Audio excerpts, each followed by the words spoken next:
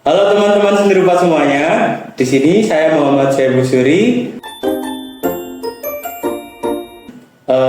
sebagai perwakilan dari Perhimpunan Mahasiswa Seni Rupa Universitas Negeri Semarang. Nah, di sini kita akan ngobrol-ngobrol sore.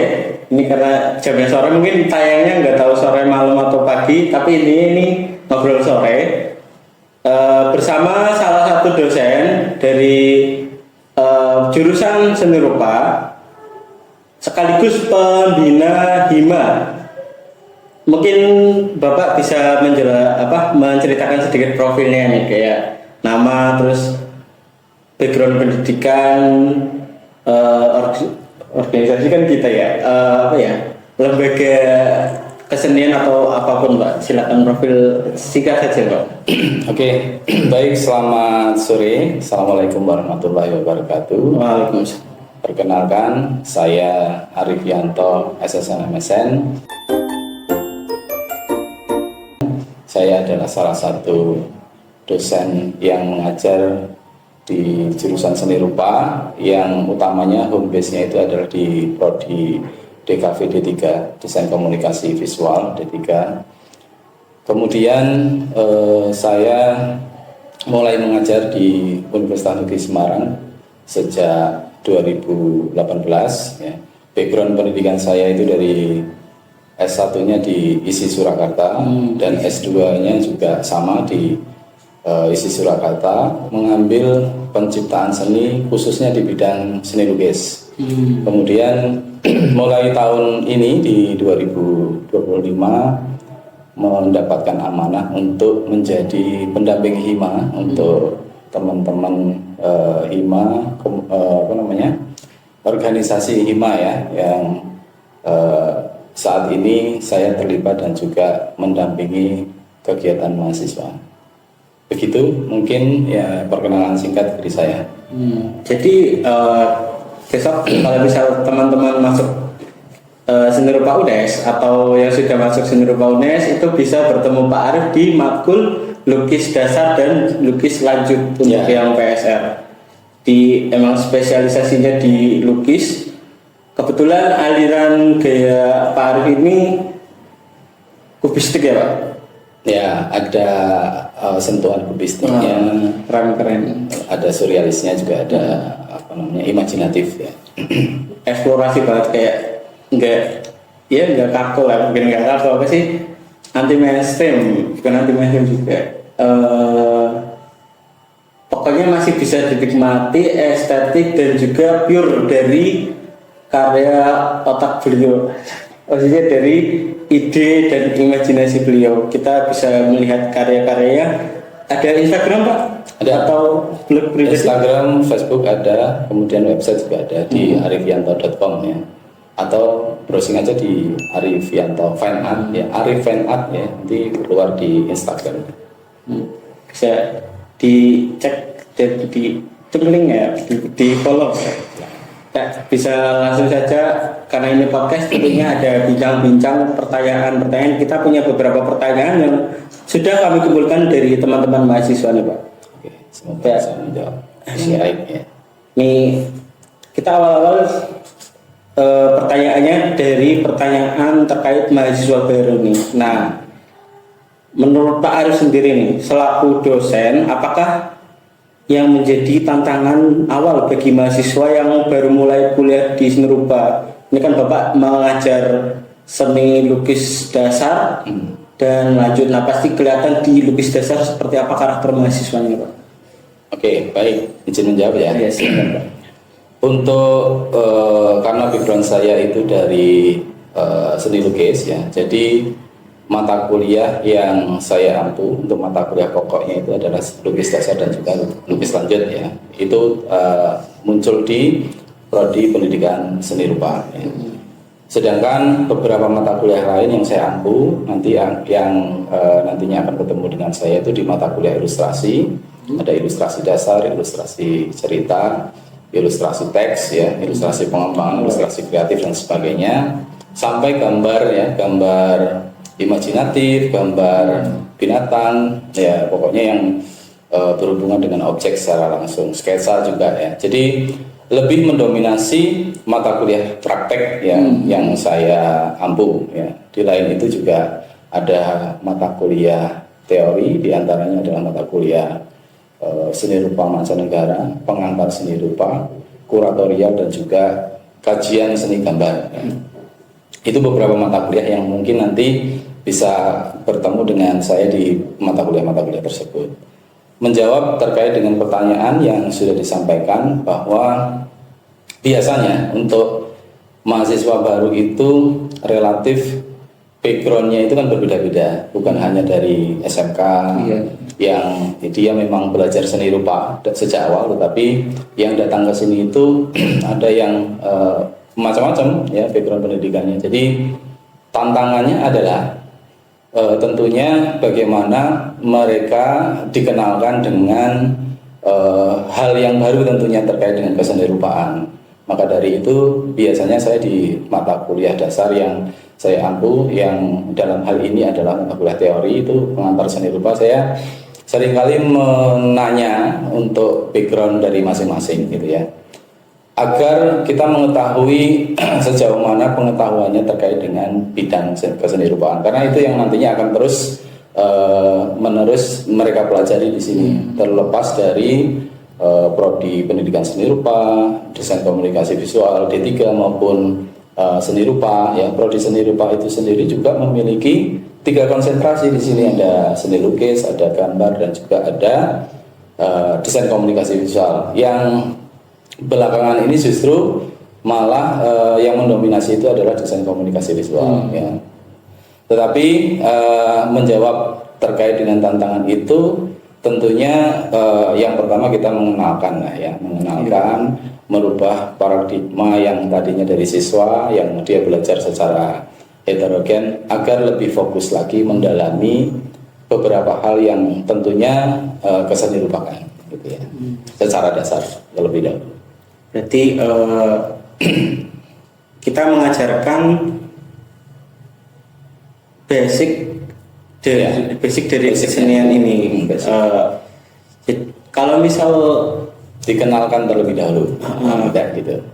Kalau karakter mahasiswa yang di SMA atau SMK-nya sudah menginjak dunia seni dengan yang belum sama sekali, itu kerasa banget nggak Pak bedanya? Iya, terutama untuk istilah-istilah ya yang seni rupa yang biasanya kita dalam mengajar itu menyampaikan beberapa hal terkait dengan prinsip, terkait dengan unsur, terkait dengan bentuk, dan istilah-istilah yang seringkali muncul di dalam seni rupa itu awam bagi yang backgroundnya itu bukan dari seni rupa ya. SMK misalkan dari SMK grafika misalkan, dia kan lebih mengenal ya apa itu desain, apa itu misalkan platform seperti Corel, lalu kemudian platform lain apapun yang bisa sering kali digunakan ya. Jadi ya lebih effortnya itu lebih ketika backgroundnya itu bukan dari seni rupa ya. Jadi kadang menemukan ketimpangan pengetahuan ya dari anak yang pemula ya, awal-awal mungkin kemampuan dasarnya itu tidak merata, tetapi seiring berjalannya waktu dalam satu semester itu ada 16 pertemuan, ya lama-lama kan mereka ada pemahaman, lalu ada peningkatan, ya itu bisa makin setara gitu ya Pak ya. Nah, jadi itu tadi beberapa pembedahan dari mahasiswa-mahasiswa yang sudah masuk ke sini. Nah, untuk sebagai mahasiswa baru ini, karakter dan sikap seperti apa yang sebaiknya dimiliki Pak dari mahasiswanya? Dari mahasiswa baru ya. Nah, oke. Ya paling tidak mereka harus mulai membuka diri ya, dan menyadari bahwa ketika dia masuk menjadi mahasiswa seni rupa, artinya kan fokus bidang ilmu yang nantinya akan terus diupayakan dikejar itu adalah kesenirupaan. Jadi mulai banyak belajar, porsinya ditambah ketika sudah memilih minat itu di seni rupa, artinya ya harus banyak membaca terkait dengan buku-buku tentang seni rupa, lalu mempelajari dasar-dasar terkait dengan teknik keseni rupaan, entah itu sketsa atau menggambar atau nirmana misalkan ya, itu perlu dikenali dan juga dieksplorasi terus-menerus ya, agar di situ memiliki kemampuan yang rata-rata dengan yang lain gitu ya. Biasanya juga dalam satu kelas itu saling mempengaruhi satu sama lain.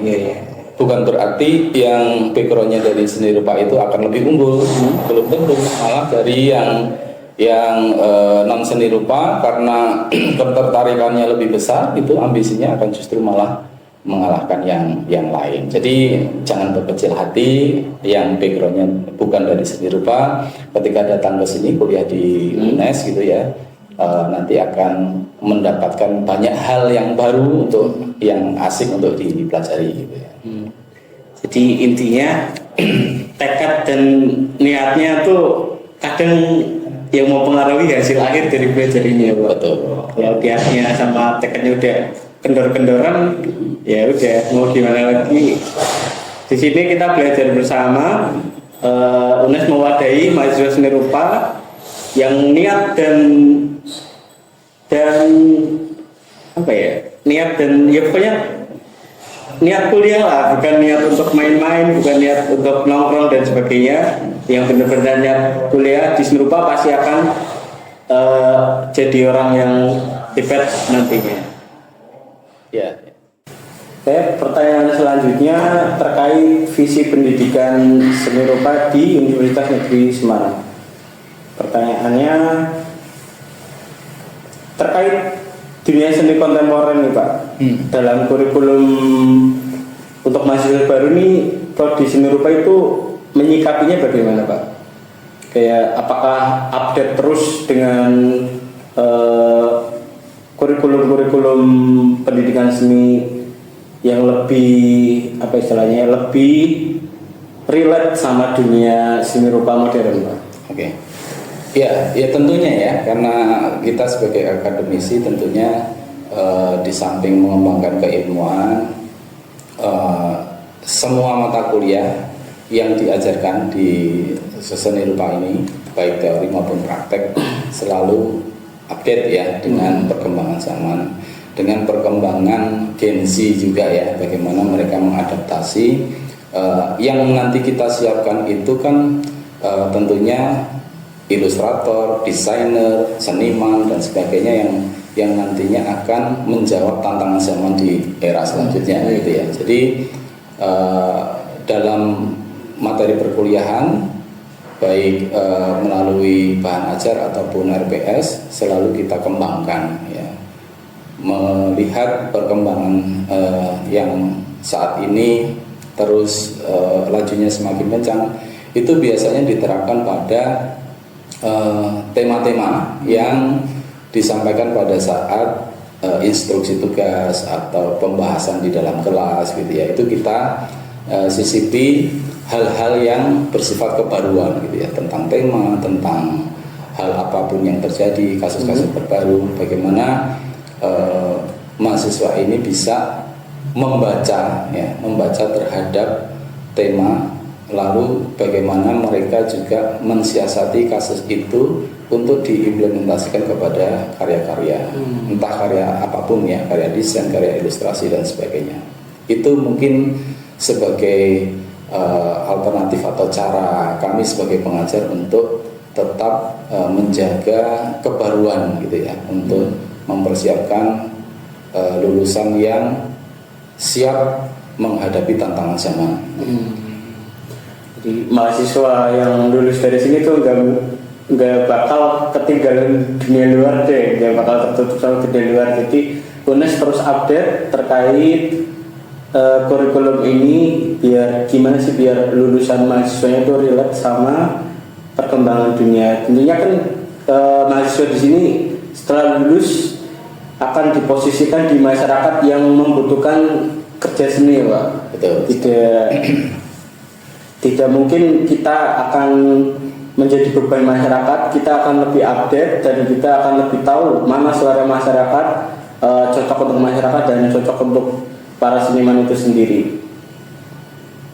Lanjut untuk fasilitas nih Pak, untuk fasilitas mahasiswa ini sebagai tempat pengekspresian dirinya tuh, penyiapan fasilitasnya di kampus itu bagaimana Pak secara akademik? Baik, secara akademis ya, karena kita memiliki banyak mata kuliah praktek yang sifatnya tentunya adalah bereksplorasi ya sarana dan prasarana kita upayakan ya. Selama ini kan memang studio kan sudah tersedia ya, seperti studio keramik, studio lukis, studio grafis, studio editing dan sebagainya. Meskipun saat ini belum terfasilitasi secara lengkap, tetapi itu terus kita upayakan ya. Apalagi nanti ke depan sudah ada gedung baru yang nantinya di situ akan ada sentra laboratorium terpadu ya, yang di situ bisa memfasilitasi seluruh, bukan hanya mahasiswa seni rupa saja, tetapi juga Fakultas Bahasa dan Seni memiliki laboratorium terpadu, diantaranya adalah laboratorium multimedia, lalu kemudian ada podcast, ada broadcasting, ada micro teaching, ada fotografi dan juga video editing ya. Lengkap itu. Tapi terus kita upayakan, jadi itu fasilitasnya bisa digunakan untuk seluruh mahasiswa Fakultas Bahasa dan Seni, bukan hanya seni rupa ya. Jadi terpadu konsepnya ya. Begitu kira-kira. Di fasilitas ini disediakan oleh kampus untuk menunjang kegiatan seni, juga menunjang dari kegiatan seni mahasiswa seni rupa, dan juga seni dari teman-teman fakultas yang lain. Jadi seni rupa selain fokus di seni rupanya, juga fasilitasnya bisa untuk bersama ya, digunakan bersama. Jadi semuanya bisa merasakan seni, ada kebermanfaatan seni di sini. Terus setelah lulus nih, kita akan masuk ke dunia profesional, pertanyaannya. Nah, bagaimana Bapak melihat keterlibatan mahasiswa seni rupa dalam menghadapi isu-isu sosial Pak? Seperti isu lingkungan, isu budaya akhir-akhir ini, terus atau isu-isu ya konflik-konflik masyarakat Pak. Itu bagaimana Bapak melihat keterlibatan mahasiswa seni di sini Pak? Oke, sejak awal kita dalam memberikan pengajaran gitu ya, di dalamnya kan selalu bersinggungan dengan beberapa kasus ya, kasus yang tidak jauh-jauh dari apa yang terjadi saat ini. Yang itu selalu kita ambil sebagai tema, sebagai kasus yang untuk dibedah dengan media atau dengan karya apapun, karya desain, karya ilustrasi atau karya seni begitu ya. Artinya kan tentunya apabila saudara memiliki ketertarikan di bidang seni, itu bukan hanya intelektualnya saja yang diasah, tetapi juga kepekaan rasanya itu juga dikembangkan di sini ya. Artinya sebagai kreator itu ya harus sensitif terhadap masalah-masalah yang terjadi gitu ya. Dari situlah kreativitas itu terus lestari. Ketika kita peka terhadap sekeliling kita ya, pasti tidak akan kehabisan ide gitu ya.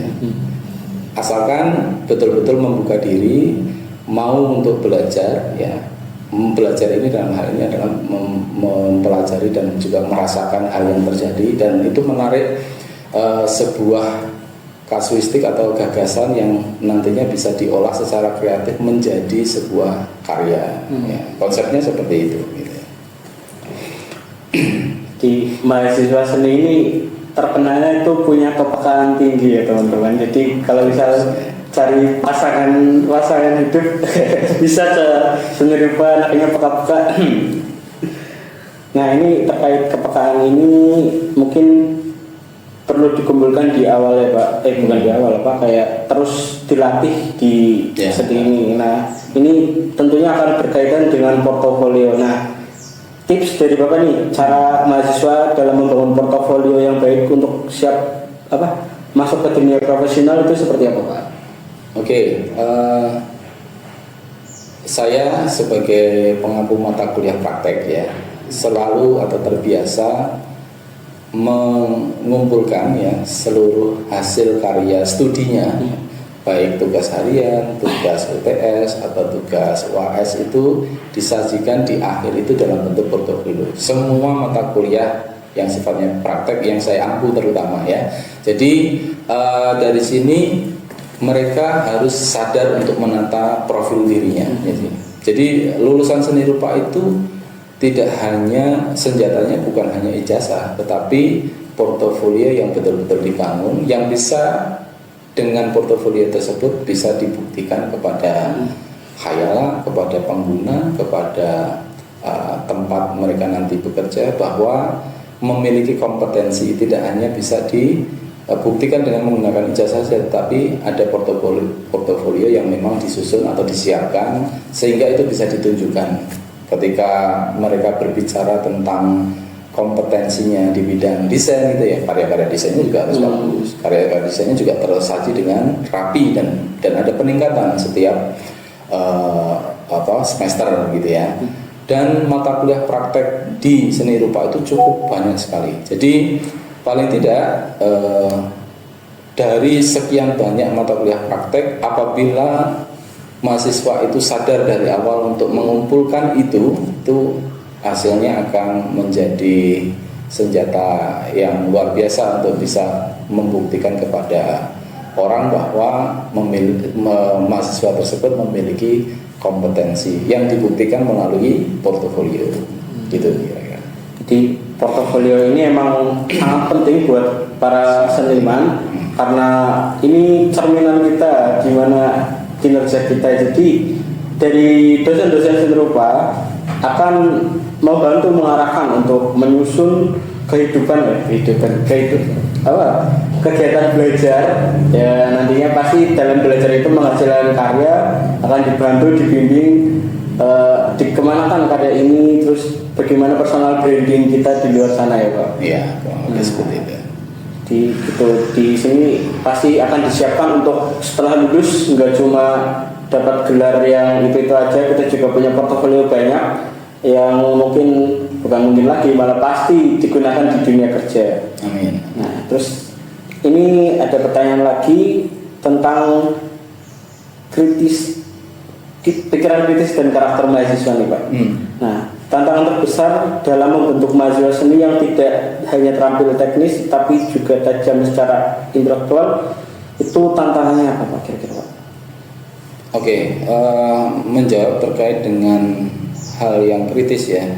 Identitas dari mahasiswa yang terbiasa dengan pola akademik atau sivitas akademika itu harus bukan hanya sensitif tapi juga kritis ya. Nah, itu bisa dibangun lewat diskusi ya, baik di dalam kelas maupun di luar kelas gitu ya. Mungkin ada kegiatan-kegiatan yang seperti Hima ini ya. Ini kan sebuah organisasi di mana sebetulnya di situ adalah tempat belajar bagaimana mengelola kegiatan, bagaimana mengelola gagasan-gagasan untuk membuat acara gitu ya, acara apapun yang sifatnya itu menunjang akademis ya. Di luar akademis tentunya ada hal-hal lain, mungkin kegiatan sosial dan sebagainya. Jadi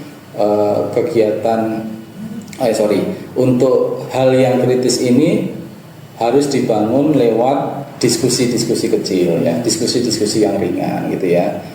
Di dalam kelas juga perlu menyampaikan beberapa hal yang tentunya apabila tidak tahu ya tanya gitu ya. Tentunya dengan bahasa yang bagus, dengan pola yang tentunya mengharapkan pengetahuan yang lebih dari yang disampaikan oleh dosen gitu ya. Itu perlu dilatih yang kayak gitu. Kadang-kadang kan di awal gitu di perkuliahan atau di kelas itu ada yang menanggapi atau yang bertanya itu jarang sekali ya. Kalau di forum-forum seperti itu ya mungkin itu bisa dilatih di luar gitu ya, di luar, agar ketika di forum-forum formal itu mahasiswa lebih terbiasa untuk menyampaikan aspirasinya, menyampaikan tanggapannya, bahkan pertanyaan hal apapun gitu ya, itu harus dibiasakan gitu ya. Tantangannya tuh mahasiswa kurang terbiasa dalam menyampaikan isi pikiran ya Pak. Jadi perlu dilatih di luar sana untuk bisa diskusi, bisa rajin membaca buku ya, dan bisa melek terhadap isu-isu sekarang, dan tentunya mau belajar dari seniman-seniman terdahulu juga. Nah, terus bagaimana peran dosen dalam mengarahkan eksplorasi personal mahasiswa nih Pak? Peran dosen dalam mengarahkan eksplorasi personal tanpa membatasi kebebasan berkarya Pak. Oke, ya untuk muaranya nanti ketika mahasiswa itu akan menentukan di antara sekian banyak kompetensi di bidang seni rupa ya. Tentunya kan contohnya di tugas akhir gitu ya, kan harus memilih salah satu kekaryaan yang paling unggul, misalkan di bidang desainnya, di bidang lukisnya mungkin, atau di grafis, atau salah satu mata kuliah apapun gitu ya, ilustrasi dan sebagainya, harus mengambil atau memutuskan untuk memilih salah satu untuk dipertanggungjawabkan sebagai laporan tugas akhir gitu ya. Di situ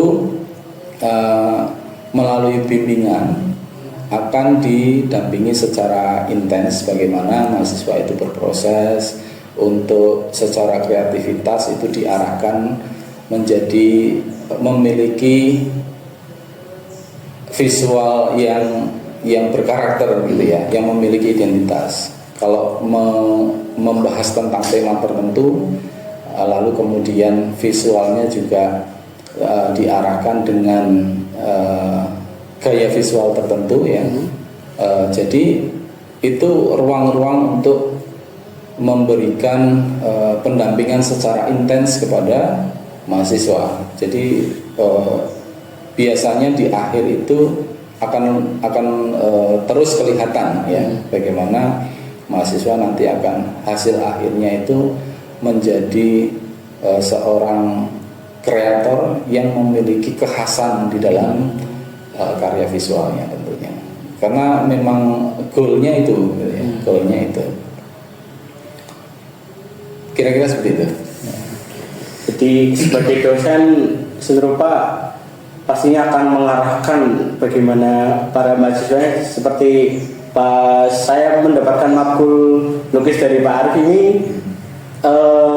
Pak Arif pasti update terus keliling lukisan teman-teman buat dicek ini kurang apa, ini bagusnya di mana, ini konsepnya mau digimanain. Jadi benar-benar kita tuh diarahkan bakat dan potensinya juga, pokoknya ya jadi lukisannya jangan sampai cuma progres dan malah gak niat ngerjainnya. Pokoknya para pendidik di sini akan terus mendampingi para mahasiswa dalam mengeksplorasi personal mahasiswanya. Ini masuk ke pertanyaan-pertanyaan terakhir nih Pak. Pesan buat mahasiswa baru. Nanti habis ini pesan buat mahasiswa akhir. Ada mahasiswa baru dulu. Ya, okay. Pesan apa yang ingin disampaikan untuk mahasiswa baru terkait dunia kesenirupan? Ya, untuk calon mahasiswa baru tentunya ya, yang akan bergabung dengan UNES, khususnya di seni rupa UNES, ya nanti akan banyak hal yang baru untuk saudara pelajari, dan itu ketika saudara akan mengenal lebih jauh itu pasti akan terus ketagihan ya untuk mengetahui hal-hal baru yang lain gitu ya. Apabila betul-betul menjadi pilihan ya tentunya harus total saja untuk memilih bidang seni rupa ini menjadi hal yang nantinya akan bermanfaat bagi kehidupan saudara nanti ya. Dan di sini juga kakak-kakak tingkat, ada hima juga yang tentunya nanti akan banyak memberikan contoh, memberikan pandangan gitu ya, bagaimana aktivitas kesenirupan secara akademis itu menjadi atmosfer yang nantinya akan bersinggungan dengan kehidupan kalian. Jadi pasti akan lebih asik dan menyenangkan tentunya ya, karena banyak hal yang dipelajari. Itu yang pesan saya, mindsetnya harus terbuka dan welcome terhadap hal-hal yang baru gitu ya. Jadi menganggap bahwa karya yang diberikan atau karya yang itu diberikan oleh dosen sebagai tugas itu bukan malah menjadi beban, tetapi sesuatu yang harus dipecahkan atau sebagai tantangan bagaimana saudara bisa melewati itu untuk menaikkan kompetensinya menjadi lebih baik lagi gitu ya. Jadi untuk mahasiswa baru nggak usah ragu masuk ke sini karena kita sudah menyiapkan segala kebutuhan baik secara internal dan eksternal juga bahasanya. Baik semua kebutuhan seni, baik untuk melatih pola pikir, melatih teknis, melatih teori dan sebagainya, kita sudah siapkan dengan sebaik mungkin. Nah selanjutnya pesan buat mahasiswa sekarang dan akhir nih Pak, terutama harapan aja sih Pak. Harapan apa yang Bapak ingin sampaikan terhadap lulusan program studi seni rupa, pendidikan serupa dan DKV kedepannya sebagai seniman, pengajar maupun pelaku budaya? Ya kalau untuk mahasiswa yang sekarang saat ini sedang berproses, tentunya ya ingat waktu itu akan terus berjalan ya. Jadi porsi di mana saudara mengambil perkuliahan dalam satu semester itu disesuaikan dengan kemampuan masing-masing ya. Artinya mengambil SKS itu ya sesuai porsinya ya. Kalau biasanya kan setiap semester itu ada mata kuliah praktek, ada mata kuliah teori gitu ya. Dan setiap mata kuliah itu pasti ada tugas gitu ya. Dan dari situlah pesan saya adalah pinter-pinter untuk memanajemen waktu dengan baik ya. Utamakan perkuliahan tentunya, utamakan kegiatan-kegiatan akademis. Di luar itu ketika sudah selesai saudara boleh menambah hal yang lain yang itu menjadi sesuatu yang positif untuk diri masing-masing ya. Kalau untuk mahasiswa yang mana? Yang lulusan? Udah masuk masyarakat. Oke, lulusan ya berarti ya.